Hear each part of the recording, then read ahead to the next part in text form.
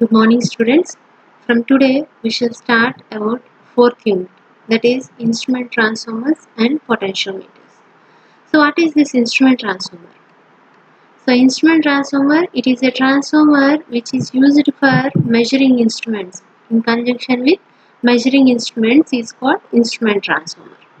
So, the transformer which is used in conjunction with measuring instruments are called instrument transformers, and these instrument transformers are of two types, that is current transformer and potential transformer. The transformer which is used to measure current is nothing but current transformer, and the transformer which is used to measure the voltage is called potential transformer. In today's class we shall discuss about the current transformer.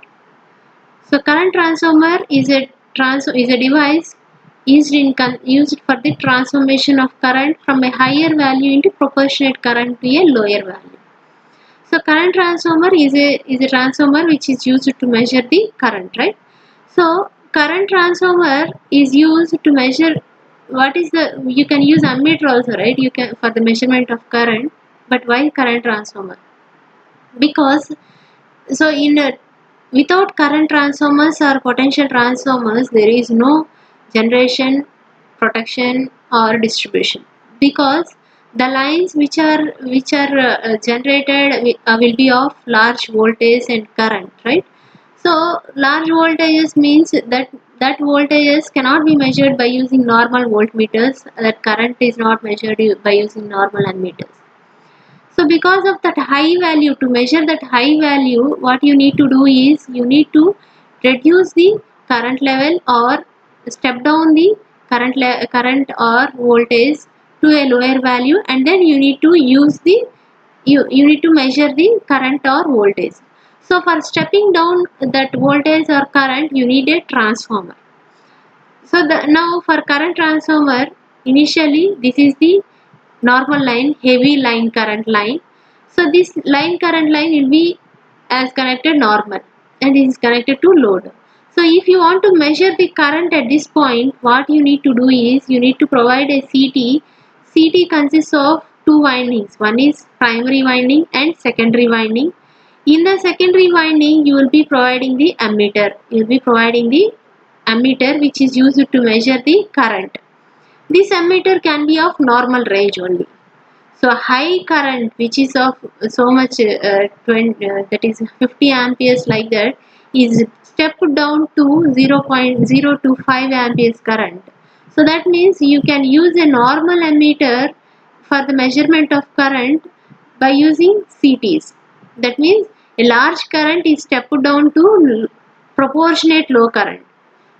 CT is a device that is used to transformation of current from a higher value into proportionate current to a lower value.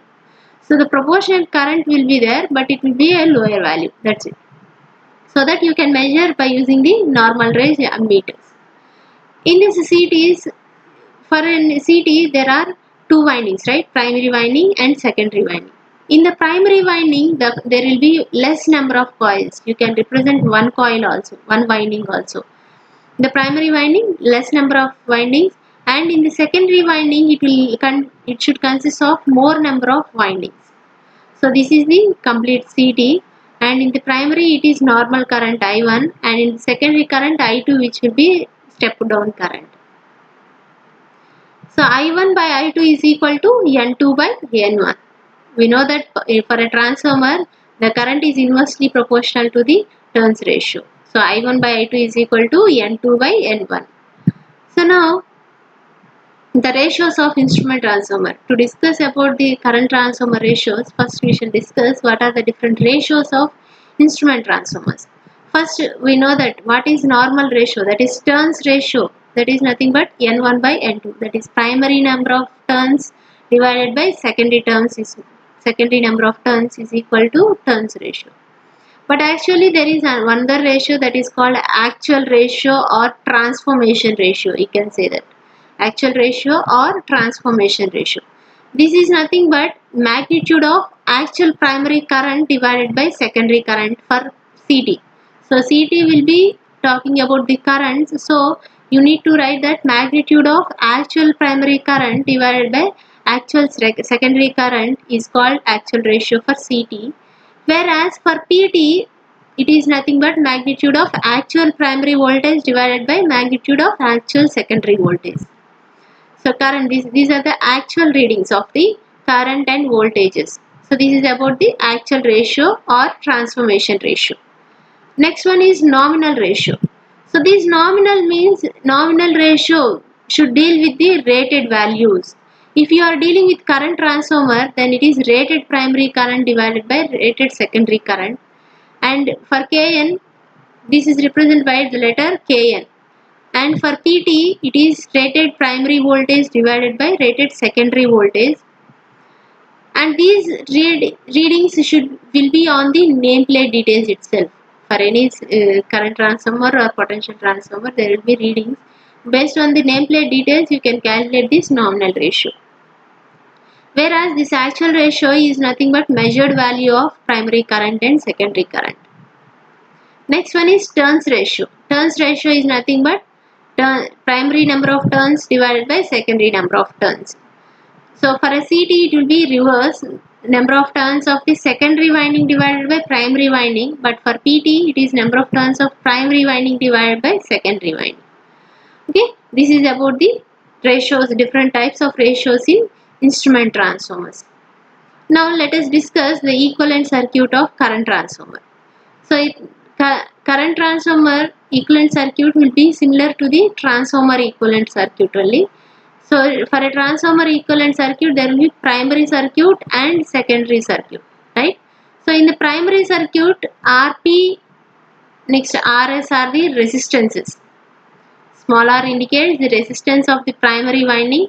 XP is equal to reactance of the primary winding.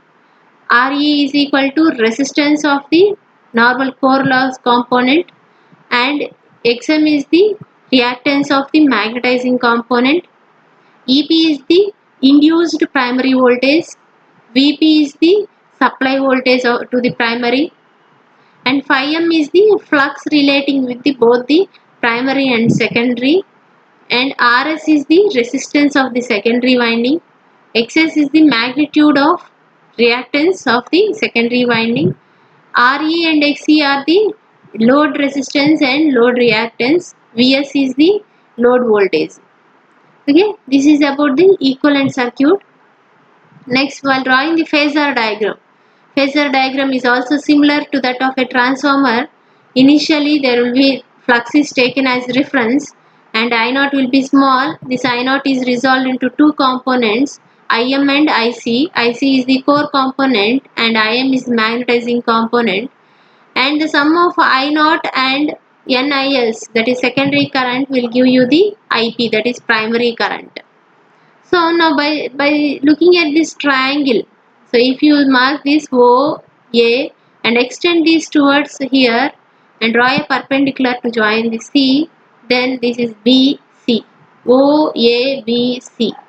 Now consider the triangle OBC, right angle triangle OBC.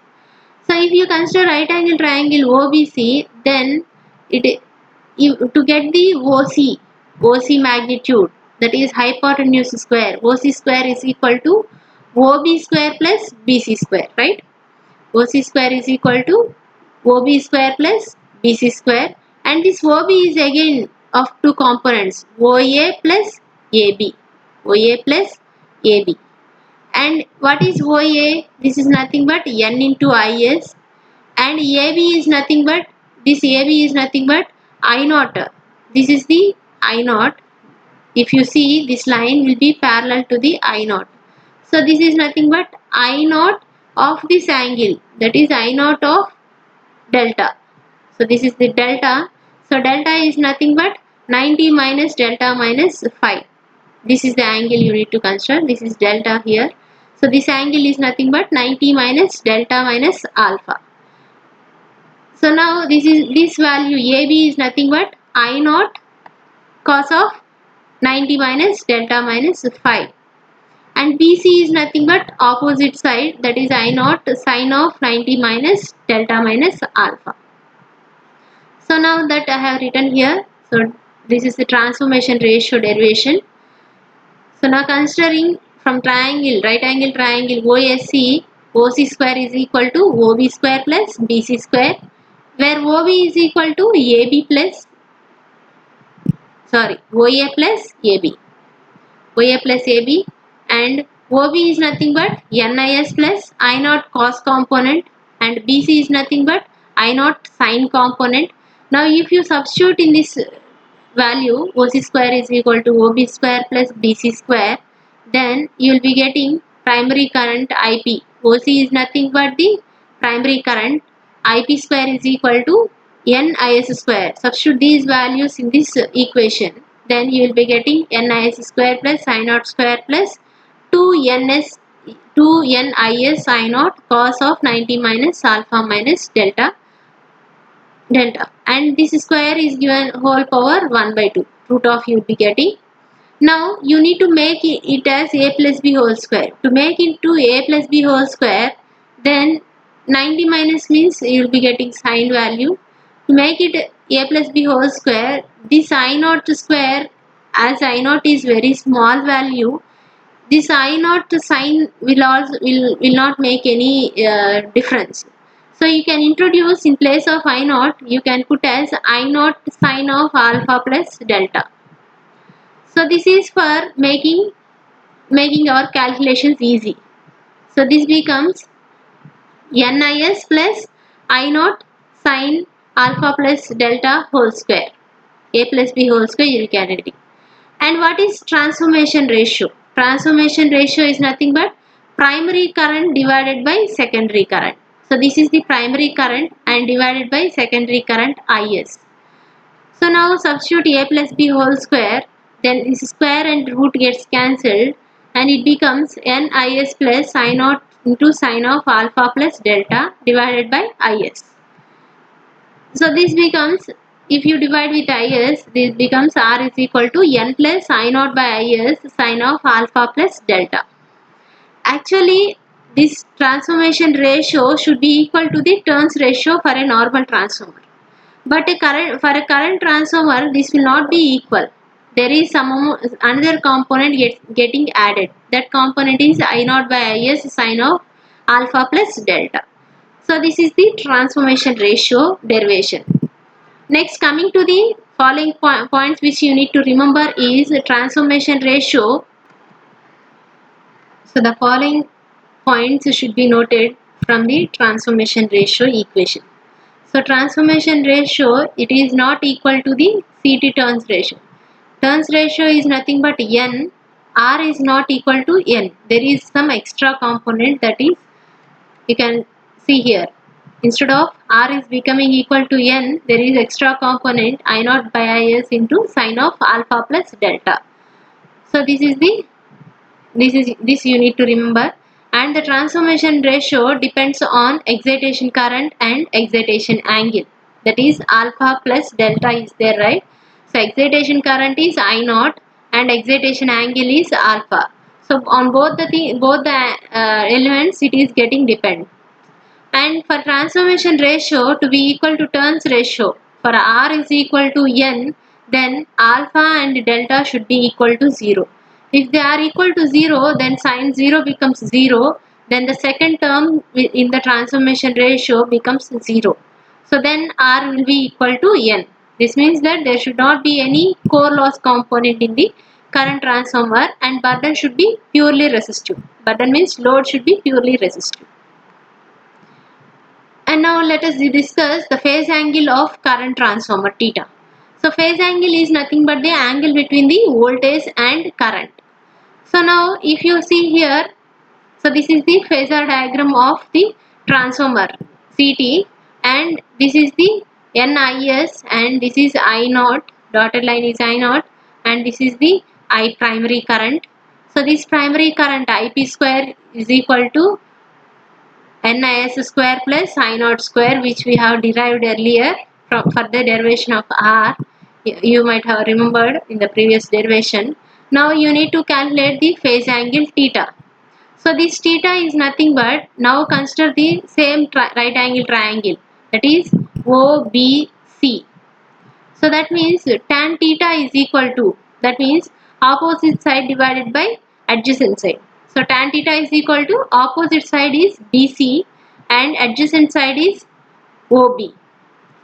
So BC is nothing but I naught of sine of 90 minus alpha minus delta, and adjacent side is OB, that is OA plus AB, that is nothing but NIS plus I naught of cos component.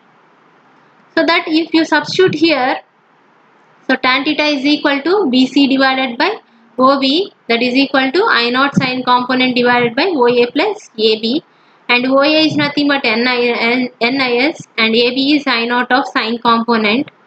Then as theta is very small, then tan theta will be equal to theta. So theta is equal to this value I naught of cos of alpha plus delta divided by NIS plus I naught of sine of alpha plus delta. This I naught component will be, I naught will be small value, no load current will be of small value. So that small value into sine component can be neglected. So then it becomes I naught cos of alpha plus delta divided by NIS. The next term is neglected. So then it becomes, if you expand cos A plus B, cos A cos B minus sin A sin B. That becomes cos alpha cos delta minus sin naught sin alpha sin delta divided by NIS. And I naught cos alpha can be represented as magnetizing component I naught cos alpha, and working component is equal to I naught sin alpha. If you substitute that in this equation, then theta becomes Im cos delta minus IE sin delta divided by NIS. This is in radians. Now to convert into degrees, then it becomes 180 by pi. You need to multiply it by 180 by pi into the same component here, the value here. So this is the phase angle derivation. So phase angle derivation and transformation derivation are important. So this is about the derivation.